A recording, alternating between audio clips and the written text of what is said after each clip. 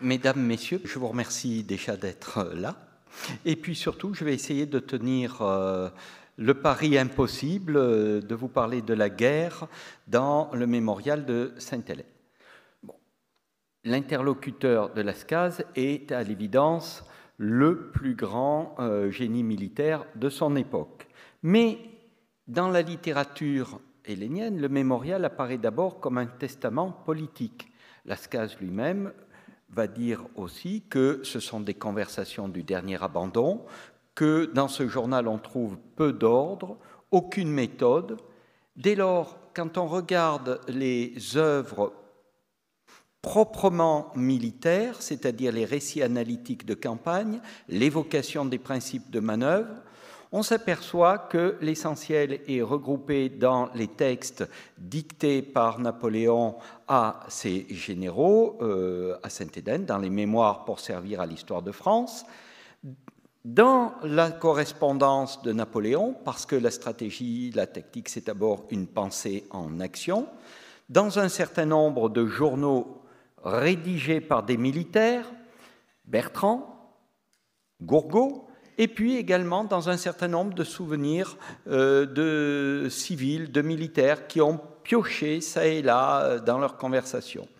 Alors, dès le début du XIXe siècle, on va regrouper tous ces éléments dans des ouvrages, dans des sommes diverses. Les deux sommes les plus intéressantes seront celles du lieutenant-colonel Picard à la veille de la Première Guerre mondiale et la toute dernière, la plus intéressante à mon sens, c'est celle du professeur Colson qui date de 2018. Alors je me suis amusé à faire une petite statistique à partir de l'œuvre de Bruno Colson.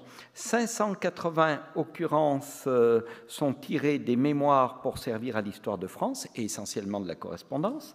297 sont issues de sources diverses, et 19 seulement sont tirées du mémorial. Pourquoi ? Parce que l'essentiel des principes militaires, l'essentiel des récits analytiques ont été présentés dans d'autres œuvres. Dès lors, le mémorial apparaît comme une source extrêmement secondaire de la pensée militaire napoléonienne, mais la guerre y est bien évidemment évoquée à plusieurs niveaux. D'abord, au fil des conversations, on s'aperçoit que Napoléon développe la vision occidentale de la guerre. Elle a été théorisée par un historien anglo-saxon, Hanson, dans le modèle occidental de la guerre, à partir de la bataille hoplitique. Quel est le fondement ? Ce sont des affrontements d'armées régulières dans le cadre d'un conflit étatique avec une stricte séparation du militaire et du civil, du temps de paix et du temps de guerre. Et on s'aperçoit que cet arrière-plan théorique est celui de Napoléon. Napoléon qui apparaît d'abord comme un homme des Lumières. Il a une vision de la guerre régulée, une vision quasiment de la guerre princière du XVIIIe siècle. Alors il proscrit le pillage individuel. J'ai retrouvé, rien n'est plus propre à désorganiser, à perdre tout à fait une armée. Un soldat n'a plus de discipline dès qu'il peut piller. En pillant, il s'est enrichi. Il devient aussitôt un mauvais soldat. Il ne veut plus se battre. Alors, au-delà de cette condamnation, eh bien, on oublie la maraude qui est générale à l'arrivée au bivouac pour pallier les retards logistiques, mais enfin, ce n'est pas très grave. Rien n'est dit, en revanche, sur le principe napoléonien de la guerre qui nourrit la guerre, qui se traduit par des réquisitions, des indemnités de guerre, mais qui s'exécute par l'entremise, bien sûr, des autorités vaincues. Le deuxième point, qui fait partie de cette vision occidentale, c'est le traitement des prisonniers. Napoléon applique le droit des conflits armés implicites qui existent à l'époque. Les prisonniers qu'il fait sont correctement traités, ils sont même rémunérés, on leur donne une petite solde. Il les transforme en bataillons de pionniers à partir de 1810, ce qui est une réalité. Et sa colère à l'égard des Britanniques est réelle, parce qu'il dit que le système des pontons est quand même affreux. Il ne parle pas de génocide, bien évidemment, de crimes de guerre, mais les Britanniques, eux, ont choisi en partie le système des pontons, parce que c'est une façon de neutraliser la ressource en gabier qui est indispensable dans la marine à voile. Et eux ont davantage de gabier que la ressource française. Napoléon aborde également le problème des guerres asymétriques avec participation de la population. Il s'étonne, il regrette l'incendie de Moscou, il regrette la terre brûlée, il regrette la guérilla en Espagne, même si on relève une petite contradiction, puisqu'il aurait envisagé de faire participer les Parisiens à la défense de Paris en 1815. Par le biais de régiments provisoires, ça aurait été une solution. Et puis, il occulte toutes les représailles qu'il a ordonnées vis-à-vis des villages révoltés en 1796, Pavie où la municipalité est fusillée, où la ville est mise au pillage, mais parce que la population, par sa participation au conflit, a transgressé, en fait, les règles de ce droit des conflits armés implicites. Et puis le deuxième point par lequel il apparaît parfaitement en phase avec le modèle occidental, c'est l'importance de la bataille décisive. La bataille de Marengo, si longtemps indécise, avait donné toute l'Italie. Celle d'Ulm avait vu disparaître toute une armée. Celle d'Iéna avait livré toute la monarchie prussienne. Il continue. Celle de Waterloo, où tout avait manqué quand tout avait réussi, eut sauvé la France et réassis l'Europe. Mais on peut aussi apprécier la guerre à un autre niveau de réflexion. Il y a également un souci de construire une cohérence, de trouver la cohérence dans la suite des guerres de 1805 à 1815. Et il va s'appuyer finalement sur deux axes. D'abord, il part d'une vision de l'équilibre géopolitique européen. L'Europe se partage en trois grandes divisions, l'Empire français à l'ouest, les États d'Allemagne au centre, l'Empire russe à l'est. L'Angleterre ne peut avoir sur le continent que le pouvoir que les puissances voudront bien lui conserver. Alors, dans cette répartition des rôles, la France est nécessairement un contrepoids.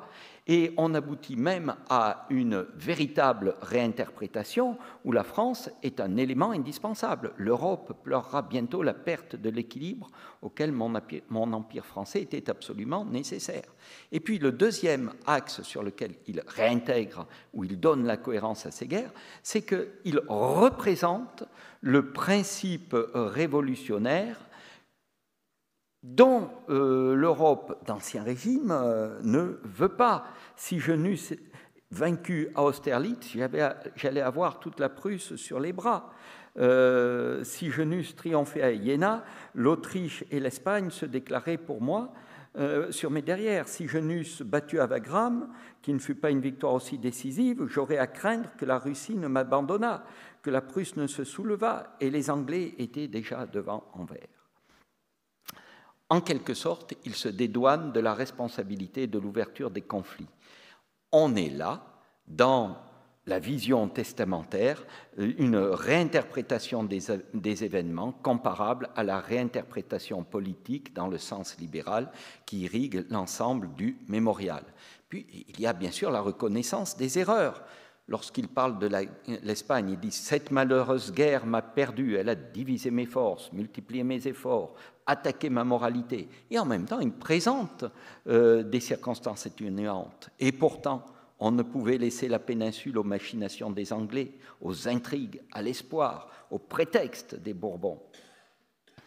C'est l'homme de guerre aussi qui réfléchit à son destin. Lorsqu'il parle de l'échec devant Saint-Jean d'Acre, qui l'empêche d'avoir finalement son destin oriental. Et il touche même à une dimension tragique. Il estime, il reconnaît avoir mal évalué la volonté de paix du tsar, mais l'échec en Russie est dû aux grands froids qui ont commencé 15 jours plus tôt qu'à l'ordinaire. En 1813, la bataille de Dresde et l'affaire de Kulm représentent le point de bascule. Désormais, par un enchaînement de fatalités sans exemple, Napoléon ne comptera plus que des désastres. Les obstacles qui m'ont fait échouer ne sont point venus des hommes, ils sont tous venus des éléments. Dans le Midi, la mer m'a perdu, l'incendie de Moscou, les glaces de l'hiver m'ont perdu dans le nord. Si l'on continue l'analyse, l'on s'aperçoit qu'il y a, au fil des pages, au fil des réflexions, une approche de la guerre considérée dans son process technique. Le fondement demeure la capacité à neutraliser l'adversaire, alors en le blessant, en le tuant, mais à l'époque napoléonienne, le choc a été remplacé par l'arme de jet, en l'occurrence le feu, avec la portée, la capacité de vulnérabilité qui sont les marqueurs de l'efficacité sur un champ de bataille. L'invention des armes à feu a tout changé. Concrètement, il explique que la victoire doit passer par une concentration des moyens en hommes et en armes supérieure à celle de l'adversaire au point clé. C'est toute la question actuelle du rapport de force que l'on calcule dans les états-majors. C'est le principe qui est au cœur des combinaisons opératives ou tactiques napoléoniennes. On n'a pas encore l'atome égalisateur de puissance. Et lui-même le dit, l'artillerie aujourd'hui est le sort des armées et des peuples. La mêlée une fois établie, celui qui avait l'adresse de faire arriver subitement à l'insu de l'ennemi sur des points une masse inopinée d'artillerie est sûr de l'emporter. Cela a été mon grand secret et ma grande tactique. C'est présenté quasiment comme le principe propre à Napoléon, alors que c'est une approche logique partagée à l'époque par tous les généraux. La difficulté réside en fait dans la capacité à réaliser cela sur un théâtre de guerre, parce que la guerre, c'est aussi un affrontement interactif. Et cette remarque nous conduit à l'image du chef militaire que l'on trouve dans le mémorial. C'est une dimension qui a été étudiée il y a quelques années par Madame Montroussier dans l'éthique du chef militaire. On pourrait résumer cela par un triptyque dans les conversations de Napoléon. La compétence professionnelle, avec l'exemple de Toulon. Il connaît les matériels, il a défini le centre de gravité, c'est-à-dire la source de puissance de l'adversaire, la rade, puisque c'est la liaison avec la Royal Navy, et à partir de là, il a déterminé un effet majeur permettant d'agir sur ce centre de gravité, prendre un fort contrôlant la pointe de l'aiguillette et de là pouvoir bombarder les vaisseaux dans la rade. On retrouvera le même type de raisonnement dans la première campagne d'Italie. Deuxième point du triptyque, le courage physique. Il le rappelle, il participe à l'assaut du fort Mulgrave à Toulon.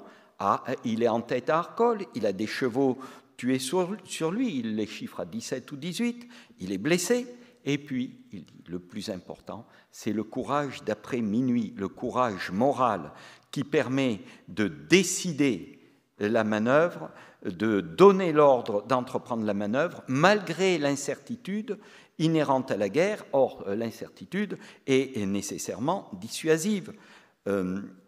Et enfin, il faut qu'il y ait le charisme que le général se crée en travaillant son image, en partageant la vie des soldats. Il le fait en Égypte, il marche. Son courage personnel, c'est également sa capacité à récompenser ou à punir, comme on le verra dans des exemples précis lors de la campagne d'Italie. Et au final, que dit-il ? La capacité d'un général et sa rareté dans l'ensemble de ses généraux à lui résulte de l'équilibre rare entre finalement le caractère et le courage. Et c'est à partir de cet équilibre qu'il dit « Je connaissais le tirando de chacun de mes généraux ». Et il met en avant, peut-être de façon un peu subjective, Eugène de Beauharnais, chez qui justement cet équilibre était réalisé. Et de là, il passe à l'armée, l'instrument de la guerre, en disant que finalement, il faut insister sur la discipline, on revient à la question du pillage, sur la nécessité d'organismes de contrôle, et on voit même apparaître une certaine défense de la conscription qui fait participer la nation et qui peut développer, lorsque les soldats sont libérés, les capacités justement des appelés libérés. Il insère la vie de cette armée dans la durée en parlant de l'usure des chefs, de l'usure des troupes. Et là encore, on relève une contradiction. Parce que pour lui, le marqueur d'efficacité d'une armée, c'est la victoire. Il dit les meilleures troupes sont celles qui sont victorieuses. Et en même temps, il va nous dire les soldats autrichiens, les soldats russes des dernières campagnes étaient bien moins formés que ceux que j'ai battus à Austerlitz. Pourtant, ce sont eux qui sont les vainqueurs. En filigrane, vous avez toute la question de l'entropie des instruments militaires. Alors, on arrive ici à un cas d'école. La première campagne d'Italie. Selon les versions, dans l'édition de la Pléiade, les campagnes d'Italie sont intégrées au texte. Dans la version de Dunant, on les a en annexe, sachant que cette campagne d'Italie que nous rapporte Lascaz est tronquée, hein, il n'y a que quelques chapitres, mais elle nous permet de voir la mise en avant, comme dans un cas d'école, de quelques éléments primordiaux. D'abord, une définition claire des objectifs. Menacer le centre de gravité, Vienne, c'est ce qui ressort de tous les plans que le général Bonaparte, au comité de la guerre, propose, qu'il met en œuvre ensuite lorsqu'il est général en chef de l'armée d'Italie. Et ça veut dire détruire d'abord l'instrument militaire adverse, mener une guerre d'annihilation et non une guerre d'attrition. Dès lors, le théâtre d'opération est d'abord un espace de manœuvre et non un territoire dont on doit tenir les places fortes. D'où l'abandon du siège de Mantoue qui déstabilise les Autrichiens qui ne s'attendaient pas du tout à ceci. Ensuite, il rappelle quelque chose, l'unité de commandement. On le trouvera dans les mémoires pour servir l'histoire de France. L'unité de commandement est la chose la plus importante à la guerre. Deux armées ne doivent jamais être placées sur un même théâtre. Mais cette idée, on la trouve également dans le mémorial, lorsqu'il refuse le 14 mai de partager avec Kellermann le commandement de l'armée d'Italie. Et lorsqu'il écrit au directoire, chacun a sa manière de faire la guerre, le général Kellermann a plus d'expérience et la fera mieux que moi, mais tous les deux ensemble, nous la ferons mal. Souci également de réaliser le rapport de force favorable en concentrant les moyens au point choisi. Il insiste sur son infériorité numérique globale, mais il dit on pouvait suppléer au nombre par la rapidité des marches. Et on s'aperçoit en lisant cette campagne d'Italie qu'on a l'exposé très clair des deux manœuvres types. La manœuvre en position centrale, c'est la phase contre les Ostrosardes, et la manœuvre sur les arrières, c'est la préparation qui aboutira à Lodi. Cette façon permet d'imposer un rythme à l'adversaire, ce que Foch, dans ses écrits, aurait traduit par imposer sa volonté.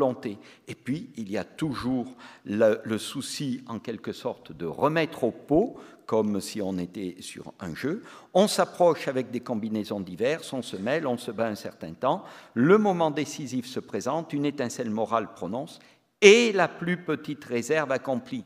Conserver toujours une réserve après avoir contraint l'adversaire à utiliser les siennes.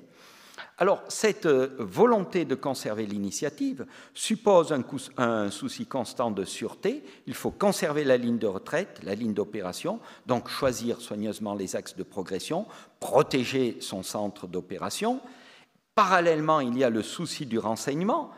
Lorsqu'il parle du décès du général Stengel en Italie, eh bien, il définit quasiment le rôle d'une avant-garde, le rôle de reconnaissance et de renseignement, et puis il définit aussi la ruse. Alors de nos jours, on parle souvent en franglais de la déception, mais en fait, qu'est-ce que c'est? C'est le leurre stratégique lorsqu'il se fait accorder le libre passage du Pô à Valenza, les Autrichiens se massent vers cette zone et lui passe en réalité à Plaisance. C'est à des niveaux moindres la marche sur Ronco, qui semble être une retraite, et puis au moment où on passe la Dige, au lieu de tourner à gauche, on tourne à droite et on reprend l'offensive qui aboutira à Arcole. Ce sont les feux de bivouac laissés à Arcole.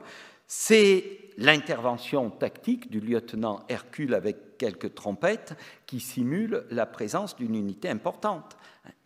Et enfin, dernière chose, toujours dans cette campagne d'Italie, eh bien, on s'aperçoit qu'on a un exemple des arbitrages propres au déroulement d'une méthode de raisonnement tactique lorsque on définit les raisons pour rester sur la ligne du Tessin ou les raisons pour prendre la ligne de l'Adige. Vous voyez, cette campagne d'Italie apparaît un peu, effectivement, comme une illustration concrète des grands principes qui ont été glanés ça et là au cours des conversations.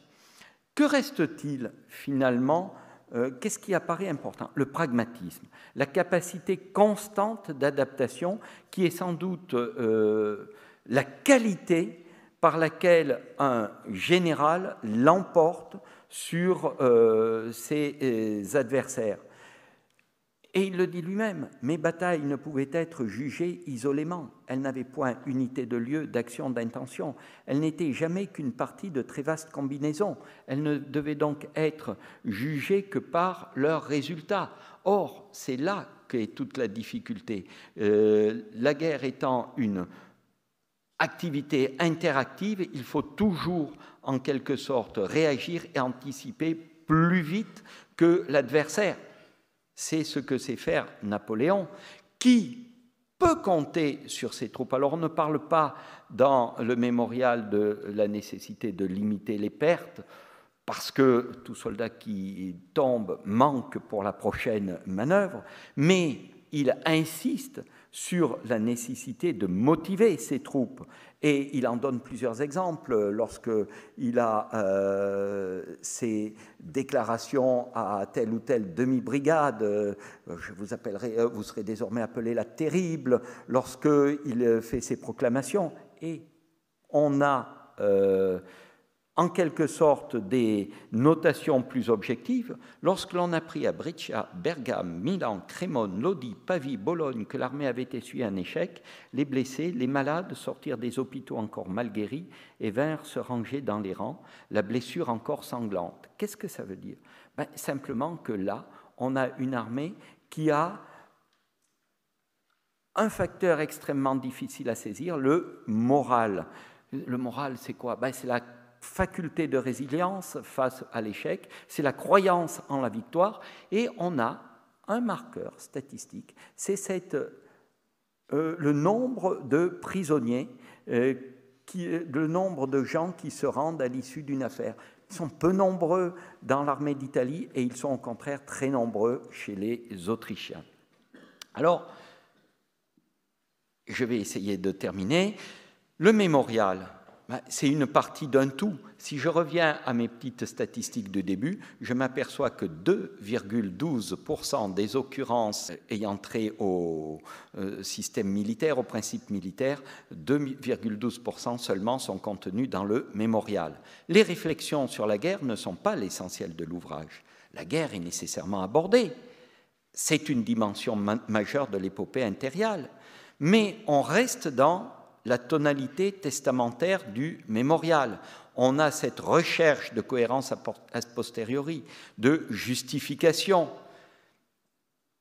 Dans le domaine de la guerre, la légende napoléonienne sera formée aussi par les bulletins. Mais néanmoins, si on considère que le mémorial a été en quelque sorte aussi créé pour faciliter le retour de Napoléon II, eh bien, l'empereur avait une vision peut-être d'avenir lorsqu'il dit « le souvenir de mes guerres va passer dans la population. Un soldat, dans la longueur de la journée, dans l'ennui de ses casernes, a besoin de parler de guerre. Il ne peut parler de Fontenoy, ni de la retraite de Prague qu'il ne connaît pas. Il faudra qu'il parle des victoires de Marengo, d'Austerlitz, d'Iéna, de celui qui les a gagnés, de moi enfin, qui remplit toutes les bouches et suit dans toutes les imaginations. » Derrière, c'est la construction de la légende sur laquelle surfera finalement, non pas son fils, mais son neveu. Et je vous remercie.